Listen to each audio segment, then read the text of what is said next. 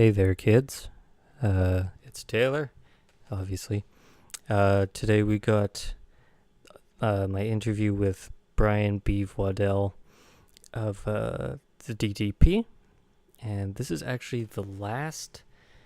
He was actually the last member of the band that I did not interview, or that I did interview, I guess. So that's it. Might have Dev on again in a few months, but we'll see how things go from here. But yeah, he accepted my request, and we sat down in Surrey. Now we're outside of Starbucks in Surrey, so I apologize for a bit of the background noise. It's not too bad, and I'll it's not bad, so kind of deal with it. But yeah, we talked about music and touring and our mutual love of bad jokes. So I apologize. I'm more stuttery than usual now, and in my and in the actual interview, because our in 24 hours, our stupid building fire alarm went off 3 times. At 3 a.m. and then 11 p.m. then that night, and then 2 a.m. So, yeah, I'm a little tired. I was falling asleep on the bus ride home and kept accidentally hitting the guy sitting beside me. So that was fun. Yeah, Beav's a great dude and really funny. We laughed a lot, and I hope that you enjoy this interview, guys. Thanks for listening.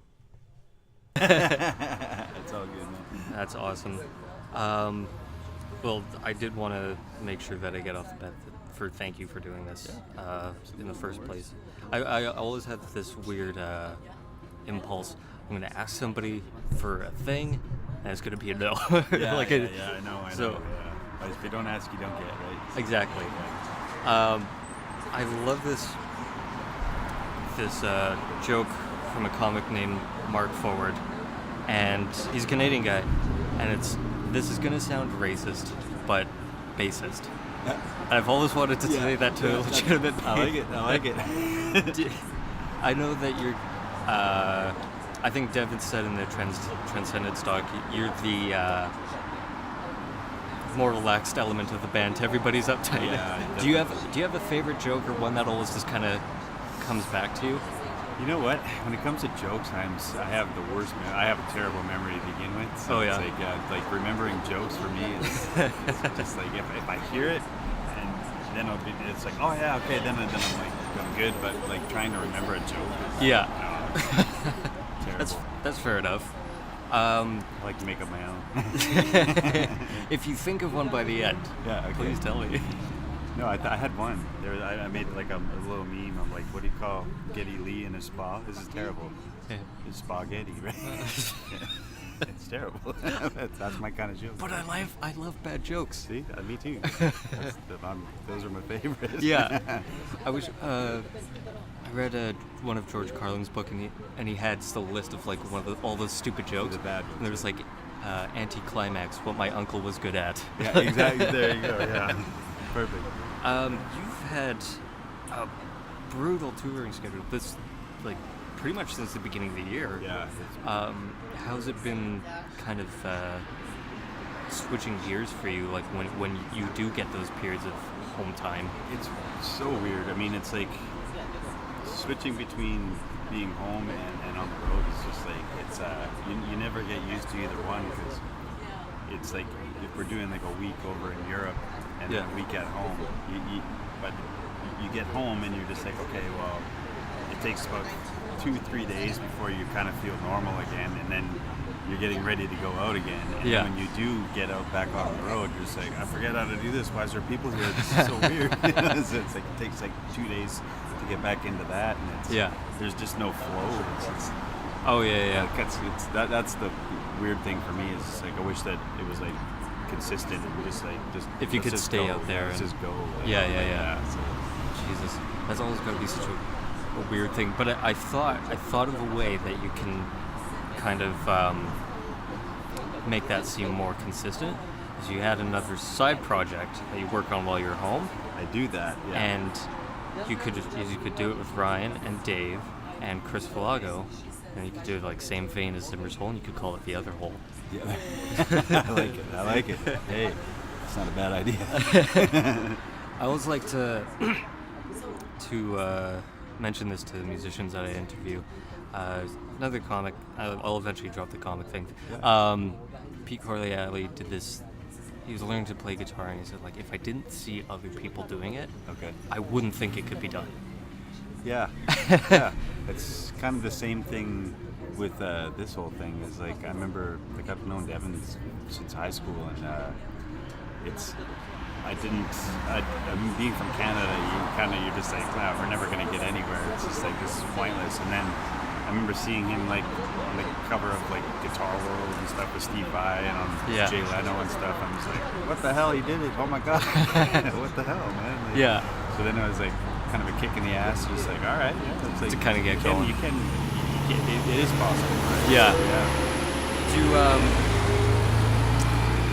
I kind of got that sense from you posted a video of doing like the bass line from Rejoice a little while ago, and just like there's the touring element of like the career part, and then just the sheer technicality of actually just knowing how to do it. Is there anybody in that category who you watch and you go, holy shit, that's amazing, how do they do that? Because you're somebody who has actual skill. I think I don't know. It's like, I mean, I've always looked at Devin and been inspired by him, because it's like, I mean, when I first met him, I had just started playing guitar. Like, it was just like, it was maybe a month or two into it, and I knew nothing. I had like smoke on the water, and it was like very poorly and wrong. And I always knew that I was never going to be as good as him, because it was like he's playing Steve Vai stuff already, and it was like, holy man, you're like 14 and you're better than everybody that I listen to already. So right, I don't know. I always just kind of like go back to him, and he never stops working either too. So it's a pretty good source of inspiration to get from him, right? And it's close, it's easy. Yeah, that's true. Yeah, so it's like, I don't know, I don't really have to look too far out of the circle. That's good. Yeah. You posted a little while back that photo of the photoshopped picture of Trump and Kim Jong-un. Yeah. These nukes of hazard. Yeah. See, that's another one of those. Totally. I just saw that online, and I was like, man, I gotta share that. It was like, and you said too that you don't like politics, or you're not interested in that. Well, it's funny. I actually do like politics, but not so much lately, because people, it's become a thing where it's like, okay, people want to have an opinion, which is totally fine. I totally think that everybody should have their own opinion. Yeah. But when they start saying it, it's just like, this person's an idiot, this person's stupid. It's just like their whole point is not valid at that point, because you're putting down somebody else for not believing in what you believe in. So there's no element of debate to it. That's the thing. It's just like, I love debating, and I love it when it's like done properly, and it's deteriorated into just a pissing contest at this point. So that's it's true. Like, I don't want to participate in that. I'm not interested. I got better things to do with my time. Yeah, that's true. I remember this was before I think you had your public page, and so you're just friending everybody on Facebook. And I put up a thing around the time of the Occupy Wall Street thing. Oh, yeah. And then there was the Vancouver one that was at the art gallery. Yeah. And I mentioned something about, like, I went down there during that time, and it was pissing rain out. And there were all, like, the Occupy activists there. And they had all, the tent city sort of set up in that square there. But there were all these homeless people around who didn't have that option of does that kind of thing get to you or annoy you? Well, it does, because it's like, you see people that are like genuinely homeless or whatever and have issues, and they're not going to get listened to because there's a bunch of people that want to just like be homeless by their own choice, which is like Make an act out of it, kind of. well, that's the thing. It's like I don't necessarily agree with that, point of view. But again, it's like there's two sides to every coin, and if you want to live that way, who am I to say that you shouldn't? Right? Yeah. It's like I don't agree with it, but at the same time, it's not my choice. It's like my choices are mine, and whatever I decide to do is my own fault or my own success. So it's, it's like I don't have time to worry about other people really. It's like it's kind of a pointless game anyway. It's an endless circle where you're just chasing your own tail. That's a good point. Yeah, it kind of is. It's like it's like why There's worry no about end game. Well, that's the thing. It's like you're never gonna change somebody's mind that doesn't want to have the change to begin with. So it's just like, especially by calling them an idiot. Well, that's again, it's like it's all in how you go about it too, right? If you want to have like an actual conversation or debate or whatever, then you might get somewhere. But people don't want to do that. So they want to argue. Well, with what you do contribute, and musically speaking, Transcendence you guys released last year, and in the production of it and the writing, it focused a lot on more of the band contributing pieces or writing these parts, whereas a lot of it was written by Dev and on his own. How did that differ for you from Addicted or Epic Cloud, where you did contribute? It's funny because I don't know. I always think that we did contribute. I think it was just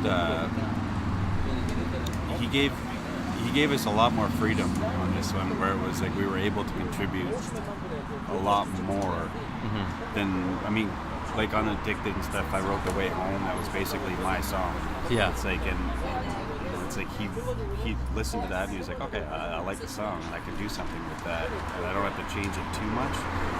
So it's like I think if you have something that's right in the vein that he wants to do, he's all for it. But I think a lot of times he was like just scared to be like, okay, giving up control. And he said that before too. It's like he likes to have control of what he does, which is you should. It's like if it's your career and it's your name on the product, you want to know what you want to keep your you hands want on to the feel reins. confident in what you're doing, right? Yeah. So, but I think it's we've been with them for what, like 10, 15 years or something like that. So it's like we know his writing style and it's we know what he wants to do. So it's just a matter of writing stuff for him. So it's like I said, we've come to the point where we can actually figure that out for ourselves and present stuff to him where he's like, oh yeah, okay, that'll work.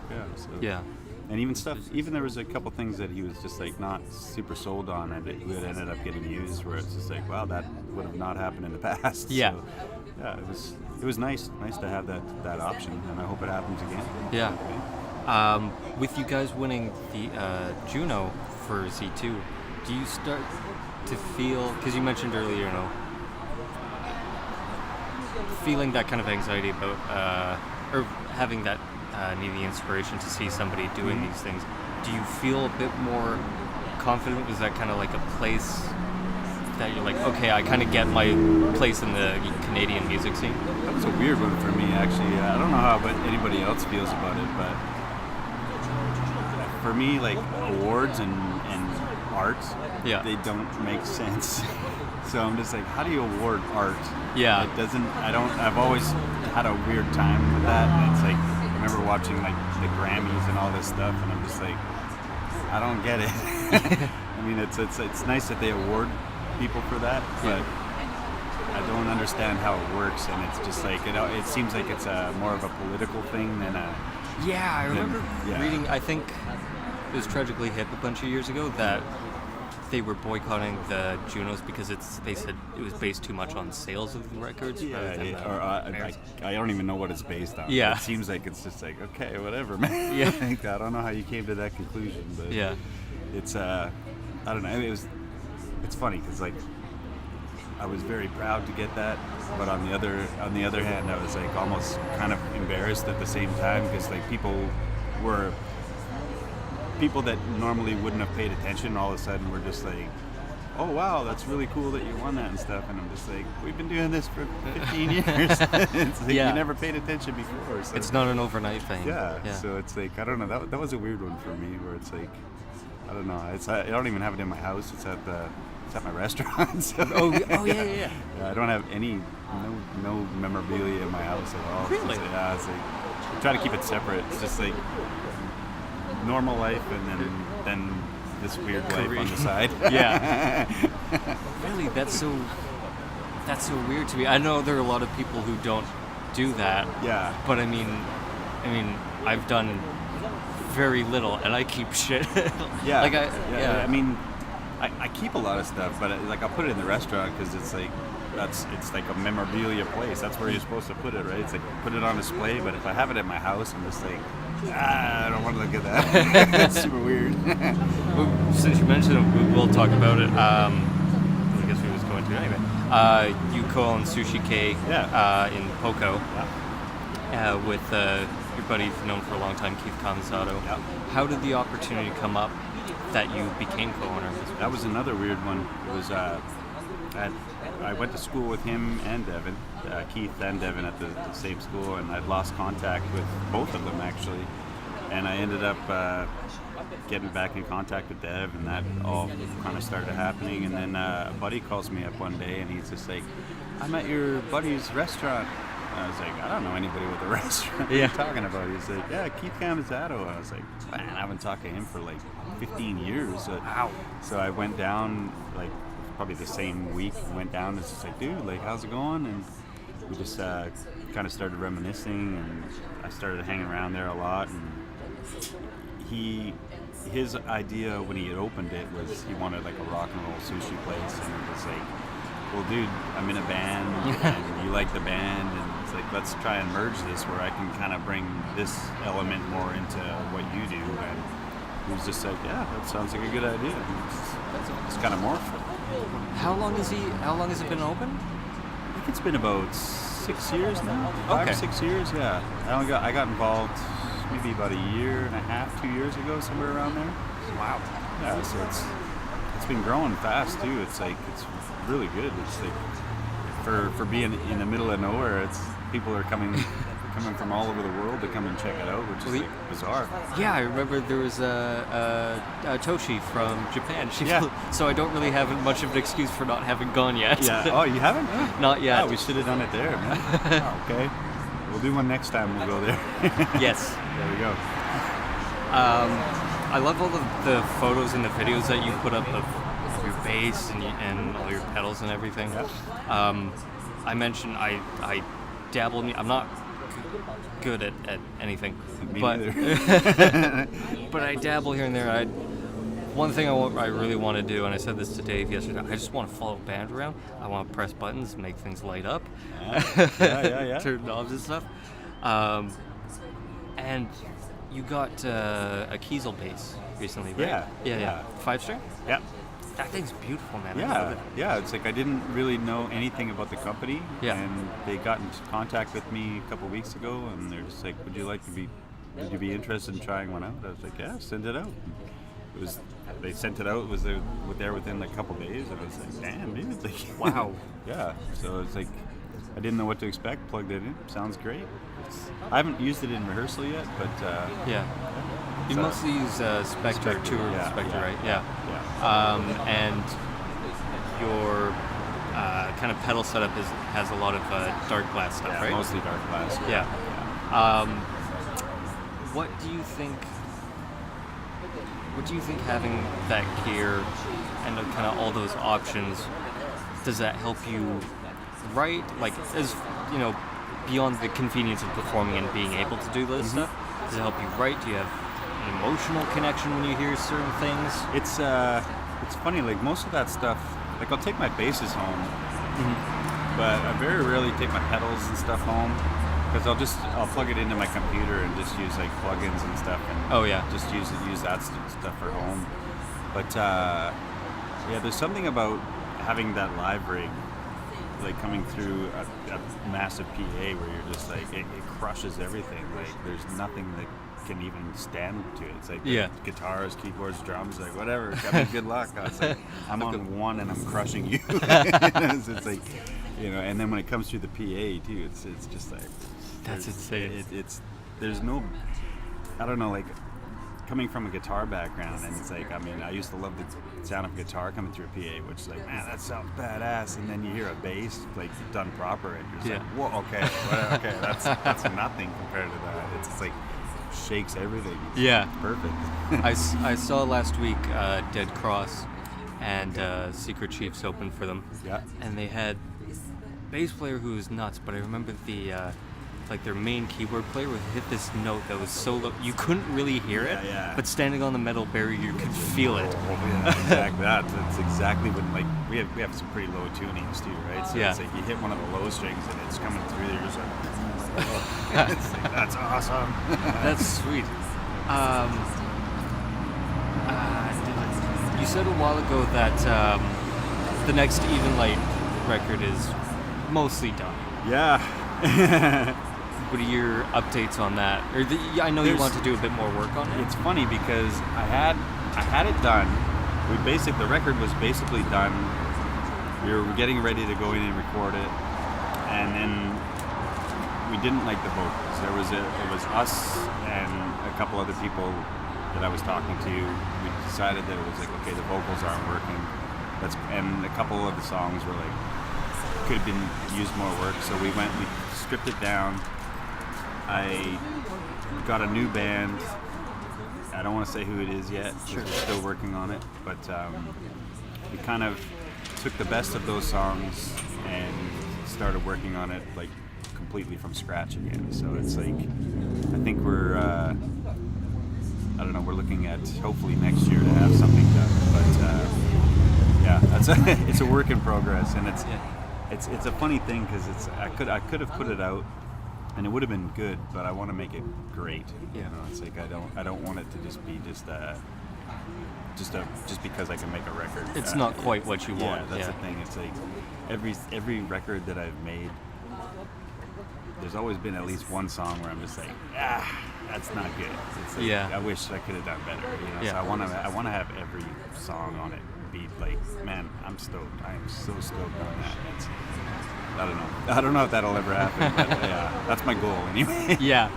So it will happen, but What's it like putting together this second band when your time is so taken up with touring and it's maybe not your one focus? Of the biggest problems is, I mean, I'm almost 50 now, and most of the people that I play with are about the same age, so it's like they've either, if they're playing in a band that's doing something, they're busy like I am, or if they're at home working a job, they have like families and all these other commitments. So it's like trying to put something together at this age is just like, oh my god, man, it's a nightmare. It's, just even trying to get rehearsal is can be a bit of a chore. So it's, I mean, in the end, it's worth it, but it's not easy. It seems like it's a lot harder than it used to be too. It's like when I'm in my 20s, it's like nobody had anything to do, and they're just like, let's go rehearse. I was like, I'll go jam for 4 hours, sure. It's like, now we're just like, I don't know, man. Sleep. Sleep is just too good sometimes. It really is, Especially when your fucking alarm goes off twice. Exactly, right, What is your writing process like? Can we say this on... I fucking smugglers a lot of weed. Oh, yeah. That's basically it. I'll just like get high as shit, grab a guitar, and just like piddle around until I find something. I'm like, oh, I like that riff, and just like mess around with it and throw it down, record something, get a quick recording of it, and then just like if I'm inspired to work on it that day, I'll just like go nuts, and if not, then I want to get the idea down and come back to it when I'm actually like ready to work on it. Even like last night, I was just fooling around with something. I was like, I gotta record that. Next thing I know, it's like 3 in the morning. And it's like, I'm still recording this stupid thing. It's like, God, this is a stupid thing. It's like, I don't know. Once you start, you can't stop. So it's like normally. But Well, when you write, do you primarily write on guitar or bass? Mostly guitar. It's like I find. I mean, I started on guitar, and I've always written on guitar, and when I write on bass, it's like it's interesting, but it's not not a style that I would normally want to play. So Okay. I find that I write more stuff where I'm just like, okay, that's what I want to hear on guitar. Yeah. So It's easier to think of the kind of whole element as opposed to the support of it. Yeah, I think so. I think when I'm writing on bass, I think it tends to end up more rhythmically kind of a thing, and I'm not super into that. I'm more into just Van Halen and stuff. Oh yeah, like Kiss, and it's like I'm not really super into the I don't know what you technically call it. I don't know. I don't know. Bass seems weird to write on for me. I don't. The ideas just really don't work for me in a band situation. Right. Yeah. So. Well, geez, I was gonna ask another question, but I think you kind of answered it. That, well, Dev put you on bass for DTP. Yeah. And now that you've kind of adjusted to it and become more familiar, do you prefer playing it, or do you still go back to guitar? It's both. It's still it's both, because it's like I was saying earlier, there's something really commanding about playing bass, where it's when you have a great sound and it's just punishing coming through, you're just well, it's not gonna get any better than that. So, yeah. But then on the guitar, you can write a lot more melody. I find, and it's that's what I like to hear in my music. It's nice melodies and stuff like that. So it's I find on the guitar it's just easier to write on. Mm-hmm. But it's I find even switching to bass actually made me a better musician too, because I started learning more about drums and actually locking in with what he's doing and learning what he's playing, as opposed to just going listening to where the kick and the snare was. It's okay, well, I'm just keeping time. It's now I know what he's actually playing and trying to mimic what he's doing on the drum kit on the bass. Right. So it's a totally different beast, and it's I thought when I did switch, I was thinking, oh, this is gonna be easy, right? It's bass, it's super easy. Yeah. But it's way different. It's a totally different animal, and it's I found I was always a down picker on guitar, and it's even on bass I do that too. But it's I always find my right arm is well, you gotta power the strings way more, man. My arm hurts. It's this sucks. Yeah. So that's I don't know. They're totally different animals, and it's I don't know. I love them both. Yeah. It's I learned bass in bass in elementary school. I had to do band. I think the only song I really ever learned to play was Louie Louie. Mm-hmm. And it was 4 notes. Yeah, that's pretty much my whole catalog. 4 notes.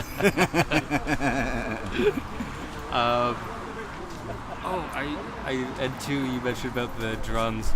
That thing that you posted about, it was the first rule of drums. It's if you fuck up, you look back at the bass player. Oh, yeah. It's screwing up, yeah. It's funny, Ryan he very rarely screws up. Yeah. So it's actually funny to post that, because this is just hey, you're not going to screw up anyway, it's going to be me. Yeah. How did you, how was the vegan food on the tour? Did you ever get your McDonald's that you were looking for? Oh yeah, dude. Yeah. Oh, yeah. There was one festival in Germany, and it was all vegan food. I was I don't think I ate that day. I was nah, I'm good. Sorry. It's so funny. I went was hanging out with a friend of mine a couple of years ago. We went to this vegan place downtown, and I'm sure I could do it. And then the next year, let's go to whatever the name of the place was. Yeah, sure. And then I realized, fuck, it's the same place. Yeah. Oh, damn it, man. Was it good? That was all right. Yeah, okay. That's a thing. It can be okay, but it's it's generally not full of flavor. Yeah, a little bland can be. Yeah. But not like sushi can. I know. I've just from what I see of it. Yeah, dude. It looks really. Man, what was the thing that you guys just put out? Sorry? What was the one that you guys just added to the menu? The salmon Ravon. Yes. Yeah. I haven't tried that one either yet. Yeah, he just made that when I was gone on the last tour, and I got back and he sent me a picture. He's what are we gonna call this? I don't know. Salmon Ravon. But I'm stoked to try that one. It looks pretty good. So. Okay. You've got one big show for sure, and then a few other dates in Europe. Yep. And of course, the Plovdiv with Ocean Machine by request set. How's it been playing, like, because you guys have done some really big shows. Yeah. This is like Retinal, By a Thread, and Albert Hall. Yeah. Do you kind of like know, how different is it from just a regular show? Usually quite different, because usually we're not very, I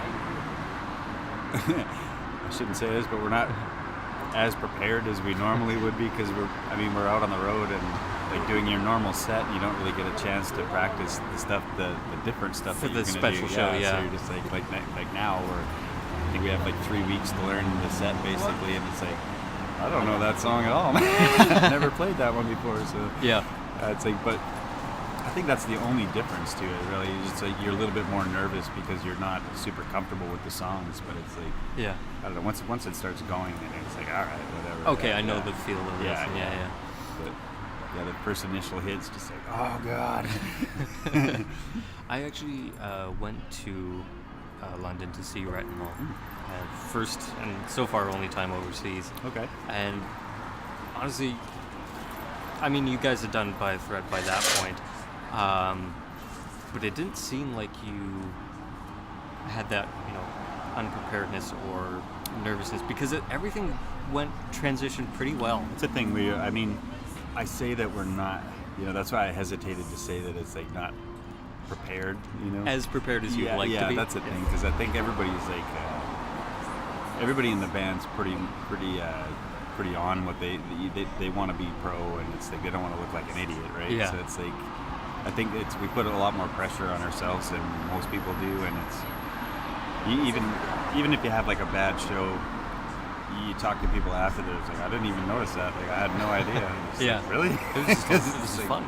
Well, that's the thing, it's like people listen with their eyes most of the time, so it's as long as you portray that you're not dying inside. If you're not going, oh my god. Yeah. It's like, I don't know. It's like, it's about being confident, I guess. It's just looking the part. Even if you can fake it, you eventually will get what's it. it? Fake it till you make it. Yeah. That's what I've done for 25 years. Me so. too, man. You mentioned earlier Kiss and Ace Frehley. Yeah.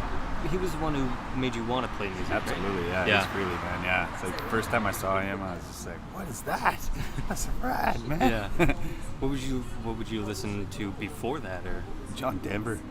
Really? Yeah, dude, I was like 6 or 7 when I first listened to that. It was like my neighbor used to babysit us, and he'd bring over these Kiss records. He was in a band. And, oh, okay. He was like super into Kiss, and he'd bring these records over, and I was like, "What the hell is that? I need to hear. Put it on. Put it on." And as soon as I heard it, I was like, "Sold. Get it. I need it. I need it." So, yeah. What are you listening to these days?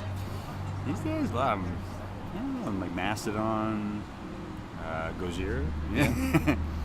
I don't know, new bands. It's like I'm finding less and less that I'm listening to newer bands lately. It's I think I'm getting old too. Yeah. It's like I'm just kind of losing it. Like, I always wondered that when I was like younger. I was like, how do old people like not listen to music? And now I'm getting older. I'm like, it's not care. good. Yeah. It's not good anymore. Yeah. That's fair enough. What else did I want to ask you? I had something in my head, but I'm losing it. Like I said, very tired Welcome today. to my world. Well, what do you guys have scheduled? Well, I guess you don't have any shows after, I think it's October 1st or something? It's your last show? I think so. I'll get my producer on it and I'll check it. Yeah. I'm pretty sure that... Germany, I think, right? There'll be something. Yeah. Do you have any plans for Even Light or any other things going on? Like I said, if we do get some time off, I think we have some time off. I think October is pretty easy, other than I think Japan. And in November, I don't think we're doing anything, so I can have some time during that period. It's like I've already talked to the guys, and just waiting for somebody to get back off holidays, and then we're going to start that. So probably next week. Yeah. That's crazy, man. Yeah. Well, thank you. I'm actually was not as prepared as I wanted to be. No, yeah, I'm a dude not sleeping. But does there's a bit of that. it might help. And now with you, I've had all the members of the band on, so Sick. I really do appreciate you coming on the man, show. sorry it took like a year to do this. Well, fuck. I mean, I didn't like. You guys had that schedule, and you're like, you have 6 days at home, and then gone for 3 weeks. Yeah. I'm like, I'm not gonna take it when you have 5 days. Yeah, it was. Yeah, I was looking at that too, and I was just like, this isn't gonna happen. Yeah. So good luck. Yeah. Well, thank you, man. Thank you for worries. helping make it happen, and thanks for taking the time out to do this with me. Awesome, man. man. I really appreciate it. Yeah.